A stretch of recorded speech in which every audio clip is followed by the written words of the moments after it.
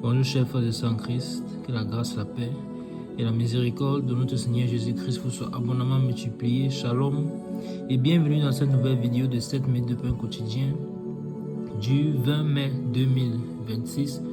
Nous poursuivons notre lecture dans le livre des Actes des Apôtres, chapitre 13. Et nous allons lire aujourd'hui le verset 50. Nous avons vu dans la vidéo précédente que la parole de Dieu nous a déclaré comment est-ce que la parole du Seigneur se répandait dans tout le pays. Quel pays? Le pays dans lequel les apôtres Paul et Barnabas se sont rendus, conduits par le Saint-Esprit afin de pouvoir annoncer la bonne nouvelle de l'Évangile. Ils se sont donc rendus à Chypre. Et à Chypre, ils sont allés particulièrement dans cette ville appelée Antioche de Pisidie. Dans cette ville, le Saint-Esprit les a conduits à entrer dans une synagogue, vu que l'Évangile était destiné premièrement aux Juifs. Ils sont entrés dans cette synagogue, ils ont annoncé la bonne nouvelle de l'Évangile et les personnes sont venues au Seigneur. À la fin de leur message, de leur exhortation, certains se sont rapprochés d'eux et ils les ont exhortés à rester attachés à la grâce de Dieu. Et là donc, on a vu que ces personnes se sont converties. Si les apôtres leur demandent de rester attachés à la grâce de Dieu, cela signifie qu'ils se sont convertis, ils ont compris que les paroles qui sortaient de la bouche des prophètes et des apôtres étaient donc les paroles qui procurent la vie. Et les voici donc, ils doivent rester attachés à la grâce de Dieu. Mais malheureusement, ceux qui étaient les chefs de ces synagogues, eux, au contraire, qu'est-ce qu'ils ont fait? Ils ont plutôt contredit les apôtres. 7 jours plus tard, ils les ont contredits, ils les ont insultés, ils se sont opposés à eux. Tout ça pourquoi? Tout simplement par jalousie, constatant que non seulement ceux qui étaient là présents ce jour-là, c'est quelques personnes qui avaient donné leur vie au Seigneur, mais en plus de cela, presque toute la ville s'est rassemblée pour pouvoir entendre la bonne nouvelle de l'Évangile, pour pouvoir entendre les paroles qui sortaient de leur bouche, reconnaissant que les paroles qui sortent de la bouche des apôtres procuraient la vie. Alors ces hommes, voyant disparaître les privilèges qu'ils avaient au milieu des hommes, le fait d'être bien vu, le fait d'être connu, le fait d'être appelé docteur, le fait d'être appelé ceux qui sont les chefs, qui ont la connaissance parfaite, alors ils se sont laissés emporter par la jalousie et la prophétie donc négative s'est accomplie dans leur vie. Or, l'apôtre les avait mis en garde de ne pas être arrogant, d'avoir un cœur simple. Et c'est ainsi que le Seigneur est venu pour ceux qui ont le cœur simple. Il est mort à la croix et il a dit, pour que l'homme soit restauré, soit réconcilié avec Dieu, il faut tout simplement qu'il croie en l'œuvre accomplie par Jésus-Christ à la croix. Mais là, même ça, une chose aussi simple, l'homme ne veut pas. Ouais, l'homme est toujours endurci et arrogant. Mais il nous faut être obéissant au Seigneur. Et je prie donc, si tu écoutes cette vidéo, que tu ne sois pas arrogant, que tu ne sois pas désobéissant, mais que tu obéisses à la parole du Seigneur en lui donnant ta vie, en lui donnant ton cœur, en te repentant de ta vie passée, si tu ne l'as pas encore fait, et en venant à lui, en l'acceptant comme Seigneur et Sauveur, de façon sincère et honnête, et il t'accordera la vie éternelle. Alors nous allons lire aujourd'hui le verset 50, comme je disais tout à l'heure. Qu'est-ce que le verset dit? C'est la suite de ce que nous avions commencé à voir. Les Écritures déclarent, je lis le verset 50, mais les Juifs excitaient les femmes dévotes de distinction et les principaux de la ville. Ils provoquaient une persécution contre Paul et Barnabas et ils les chassaient de leur territoire. Amen. Je relis le verset. Mais les Juifs excitaient des femmes dévotes de distinction et des principaux de la ville. Ils provoquaient une persécution contre Paul et Barnabas et les chassaient de leur territoire. Amen.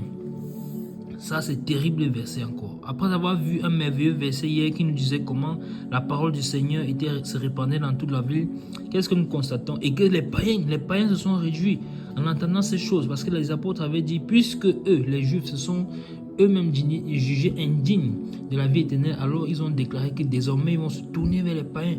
Et les païens donc, au contraire, en entendant ces paroles, ils étaient remplis de joie et glorifiaient le Seigneur, voyant que le salut va arriver à eux. Mais ces Juifs-là, au lieu de se ressaisir que, attention, on est en train de passer aux côtés de la grâce, qu'est-ce qu'ils font? Ils persistent dans leur têtudesse, ils persistent dans leur endurcissement de cœur. Et qu'est-ce qu'ils font? Ils vont exciter des femmes dévotes d'édiction, c'est-à-dire qui ont le pouvoir influent dans cette ville, et les principaux de la ville.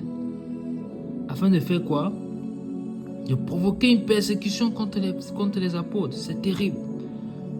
Donc quand ils commencent à provoquer la persécution, c'est clair, leur objectif est clair. Chasser les apôtres de la ville. Leur objectif est clair, les faire taire par tous les moyens. Mais les apôtres ne peuvent pas se taire. Ils ne peuvent pas se taire. Quand on est prisonnier du Seigneur, on est esclave de Christ, on a mis sa vie dans les mains du Seigneur, on ne fait plus aucun cas de nos vies, alors nous sommes ses prisonniers. Alors, le Seigneur qui les conduit et qui a mis ses paroles dans leur bouche, ils ne peuvent garder leur bouche fermée. C'est ce que l'apôtre Pierre avait déjà déclaré dans le livre des Actes des Apôtres chapitre 4. Là encore, au souverain sacrificateur qui venait pour les accuser et les empêcher de parler au nom du Seigneur Jésus-Christ. Alors quand ils excitent donc ainsi les chefs de cette ville, quel est le but? Le but est de les faire souffrir, de les faire régner le Seigneur, de les faire partir de la ville. Et là on voit déjà la persécution des chrétiens, encore une fois de plus qui continue. Le Seigneur avait prévenu de cela.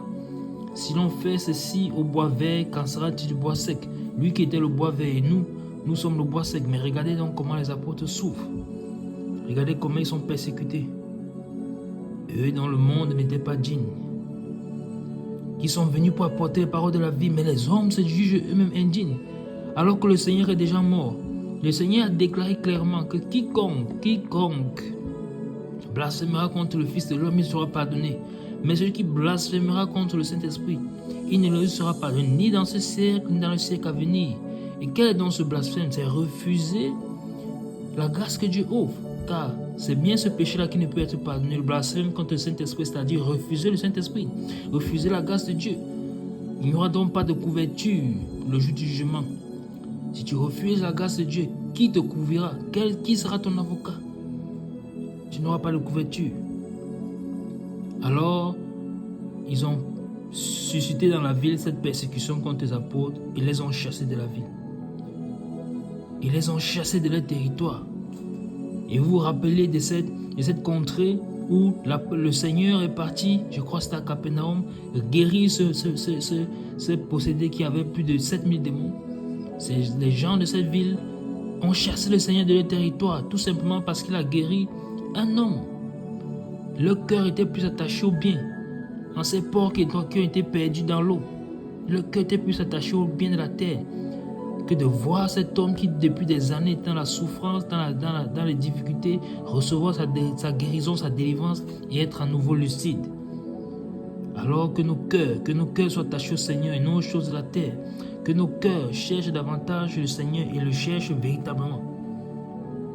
Ils ont chassé les apôtres, ne sachant pas que ainsi, en chassant les apôtres, ils sont en train de chasser la grâce que Dieu venait leur donner gratuitement. Et donc, les pieds des prédicateurs qui sont chassés de telle ville, qu'est-ce qui se passe? Ils vont secouer la poussière de leurs pieds et cela sera tenu en jugement contre cette ville. Mais le Seigneur se souviendra des personnes de cette ville qui l'ont accepté. Mais ceux qui ont chassé les apôtres, malheureusement, sont condamnés. Il ne faut pas que ça soit ton partage. Et ceci doit donc aujourd'hui et n'endurcis pas ton cœur. Nous nous arrêtons là pour aujourd'hui. C'était tout pour les 7 minutes de pain quotidien ce jour. Que la grâce, la paix et la miséricorde de notre Seigneur Jésus-Christ vous soient abondamment multipliées. Shalom.